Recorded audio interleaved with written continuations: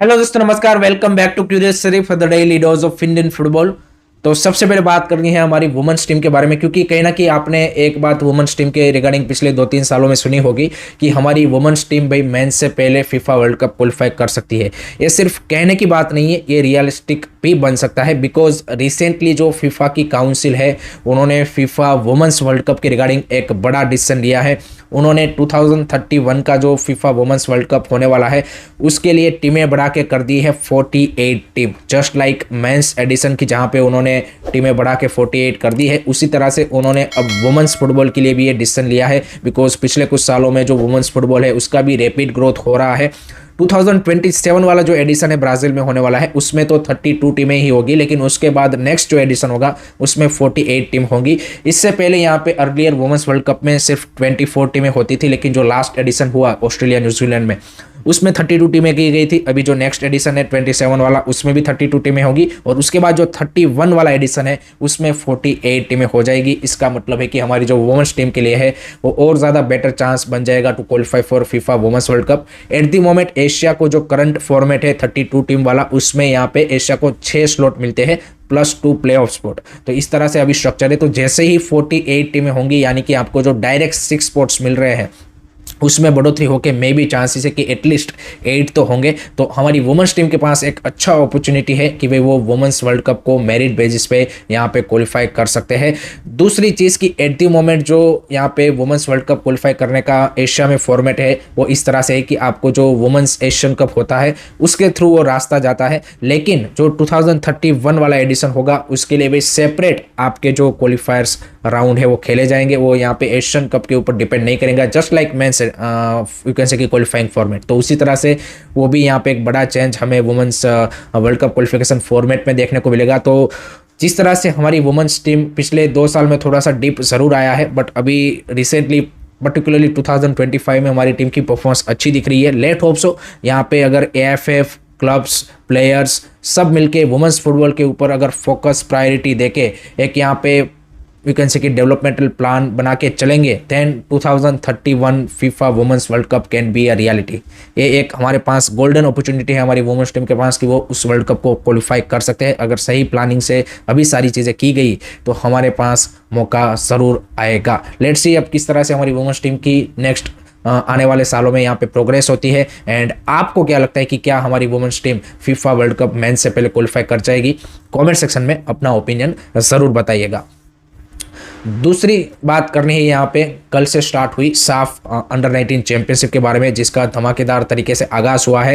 And India ने भाई पहले ही अपने मैच में श्रीलंका को भाई 8-0 से थ्रेश कर दिया है। स्कोर लाइन आपको यहाँ पे काफ़ी ज़्यादा मतलब काफ़ी सारे फैंस उसके ऊपर फोकस कर रहे होंगे, but the main important thing for this you can say कि साफ अंडर 19 चैंपियनशिप, या फिर इसका जो पर्पज़ है वो है हमारे जो ये यंगस्टर है उनका पोटेंशियल चेक करना। एंड कल जिस तरह से उन्होंने परफॉर्मेंस दी है, it was commendable performance.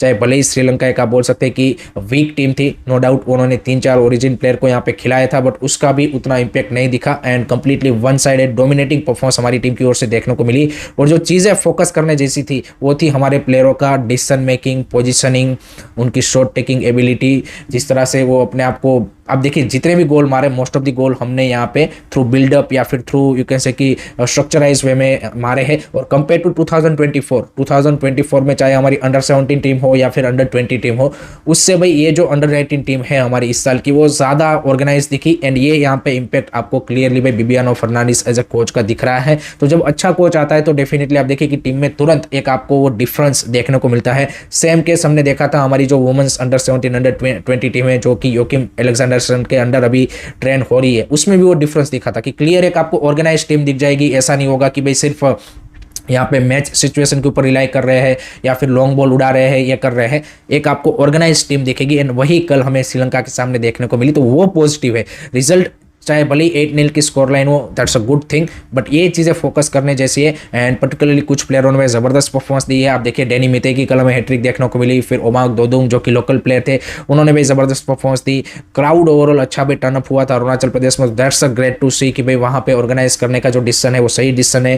Crowd का भी ज़बरदस्त सपोर्ट देखने को मिला। ओवरऑल जो अरेंजमेंट किया गया है पूरा जो साफ अंडर 19 चैंपियनशिप का है, वो यहाँ पे बेटर दिख रहा है। तो this are the positive sign.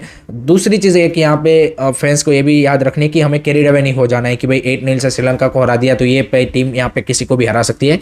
This is the first challenge and इस टीम को यहाँ पे आपको ऐसे ही आगे यहाँ पे इस तरह के जो कंपटीशन है वो यहाँ पे देने हैं ताकि वो और ज़्यादा अपने आप को बेटर प्रिपेयर कर पाए, इन प्लेयरों का और ज़्यादा एक्सपोजर मिल पाए और ज़्यादा कॉम्पिटिटिव मैचेस खेल पाए, ताकि नेक्स्ट ईयर जब ये टीम अंडर-20 एशियन कप क्वालिफायर खेले तो भाई इंडिया को अंडर-20 एशियन कप क्वालिफाई करवा पाए। तो आपके पास 1.5 साल का टाइम है टू प्रिपेयर दिस टीम। इनको बेटर मैचेस देते रहिए, सिर्फ ये एक मैच या फिर ये जो साफ के 3 मैचेस है वहीं तक सीमित नहीं होना चाहिए, आगे भी इस टीम का प्रोग्रेस होना चाहिए, तभी सही मायने में आप बोल सकते हैं कि इन प्लेयरों का यहाँ पे डेवलपमेंट होगा। अदरवाइज ये सिर्फ यहाँ पे एक मैच या फिर साफ जीत के भाई खुश हो जाना नहीं है। सो एक मैच से कैरिड अवे भी नहीं होना है और एक मैच से यहाँ पे नाखुश भी नहीं होना है, दोनों को आपको बैलेंस में यहाँ पे बना के रखना है। और मेन चीज़ें जो मैंने बोली कि भाई यूथ टूर्नामेंट से जो चीज़ें इंपॉर्टेंट होती है वो प्लेयरों की भाई स्किल सेट और वो सारी चीज़ें जज करना, ना कि सिर्फ score line. So that's the thing. दूसरा मैच था भाई कल साफ अंडर-18 चैंपियनशिप में बांग्लादेश वर्सेस मालदीव्स का, जो कि 2-2 से ड्रॉ रहा and that's a little bit upset और a surprising result I would say, because Bangladesh को फेवरेट माना जा रहा था, 2 ओरिजिन प्लेयरों के साथ भी वो खेल रहे थे, लेकिन उसके बावजूद भी यहाँ पे मालदीव्स ने उनको 2-2 से ड्रॉ करवाया एंड हाफ टाइम तक भाई बांग्लादेश 2-0 से अप थी। और जिस तरह से फर्स्ट हाफ खेला मालदीव्स ने, लग रहा था कि भाई यहाँ पे बांग्लादेश इस मैच को आराम से निकाल लेगी, बट सेकंड हाफ की जो मालदीव्स की परफॉर्मेंस थी मेरे को भाई वो बांग्लादेश से काफ़ी ज़्यादा बेटर दिखी। बिकॉज अगेन मैं जो चीज़ फोकस करना चाहूँगा कि 2-2 से ड्रॉ भले रहा, बट 2 गोल जो बांग्लादेश ने मारे वो यहाँ पे मालदीव्स की डिफेंसिव एरर की वजह से मारे, जबकि मालदीव्स ने जो 2 गोल मारे वो उन्होंने खुद क्रिएट किए। एक यहाँ पे लेफ्ट साइड से ब्यूटीफुल क्रॉस आया and that was a brilliant finish. Second goal जो था यहाँ पे मालदीव्स का, that was a beautiful goal, जिस तरह से उन्होंने मिडल ऑफ द फील्ड से भाई बिल्डअप किया, जिस तरह से बांग्लादेशी डिफेंस को ब्रेक किया एंड जिस तरह से फिनिश किया, it was a beautiful best goal of the match आप बोल सकते हैं। एंड लास्ट में भी एक उनके पास जबरदस्त मौका मिला था, अगर वो शॉट मिस नहीं करते तो शायद वो 3-2 से जीत भी जाते। तो दिस शोज कि भाई यहाँ पे कोई भी टीम फेवरेट्स हो, यहाँ पे आपको जो लोअर टीम है वो यहाँ पे चैलेंज कर सकती है। So that's a good to see from Maldives side. And ये जो ग्रुप है ये है, अब ये इंटरेस्टिंग बन जाएगा कि भाई वहाँ पे टेबल टॉप पे कौन फिनिश करेगा। सो शायद हमें यहाँ पे बांग्लादेश सेमीफाइनल में भी मिल सकता है। So that's makes a interesting scenario from group A. And एक धमाकेदार तरीके से साफ अंडर-18 चैंपियनशिप का आगाज हुआ है, तो ये भी एक अच्छी बात है। आपको दोनों मैचेस कैसे लगे कॉमेंट सेक्शन में जरूर बता दीजिएगा। नेक्स्ट अब बात करते हैं भाई ट्रांसफर्स के बारे में। तो भाई ईस्ट बंगाल ट्रांसफर में एसवी ओल्डो की भी सबसे पहले टीम है कि जो काफ़ी ज़्यादा एक्टिव है, काफ़ी ज़्यादा उनके रूमर्स आ रहे हैं। तो उन्होंने भाई बिपिन सिंह को यहाँ पे अपना eight the moment you can say कि फर्स्ट टारगेट बना लिया है एंड ऑलमोस्ट आप बोल सकते हैं कि डील कंप्लीट होने को आई है। सो बिपिन सिंह टू ईस्ट बंगाल, ये डील आपको पॉसिबल होती हुई देखने को मिल सकती है आगे आने वाले टाइम में। बट आप इस डील को किस तरह से देखते हो वो थोड़ा सा मेरे को बताइएगा, क्योंकि ऑलरेडी आप देखिए कि ईस्ट बंगाल के पास काफ़ी सारे विंगर्स है। नोरेम महेश है, नो डाउट वो थोड़ा सा सेंट्रली खेलते हैं। फिर पीवी विष्णु ने उनका कॉन्ट्रैक्ट उन्होंने एक्सटेंड किया है। नंदा कुमार सिकार है उनके पास। फिर आप देखिए उनकी यंग रैंक से भी कुछ आ रहे हैं, जस्टिन टीके और ये सारे लोग यहाँ पे, शयन और वो सब। सो आई थिंक आपके पास ऑलरेडी इतने सारे विंगर्स हैं and again you bringing a another winger, so वो थोड़ा सा मेरे को स्ट्रेंज लगा। लेट्स सी अब यहाँ पे नंदा कुमार सिकार और उन सब का क्या फ्यूचर रहता है, क्या उनको वो सेल कर देंगे, क्योंकि नोरेम मैच रुकेगा, पीवी विष्णु रुकेगा। सो यहाँ पे शायद नंदा का यहाँ पे सेल बन सकता है, वो भी एक पॉसिबिलिटीज दिख रही है। And let's see Bipin Singh वहाँ पे किस तरह की परफॉर्मेंस देते हैं। एक्सपीरियंस प्लेयर है मुंबई सिटी के लिए, ओवर द ईयर्स अच्छी परफॉर्मेंस रही है उनकी। सो ये देखना इंटरेस्टिंग होगा कि किस तरह से वो ईस्ट बंगाल में सेटल डाउन होते हैं और कितना उनको कंट्रीब्यूट कर पाते हैं। आप इस साइनिंग को कितना रेट करेंगे कमेंट सेक्शन में जरूर बता दीजिएगा।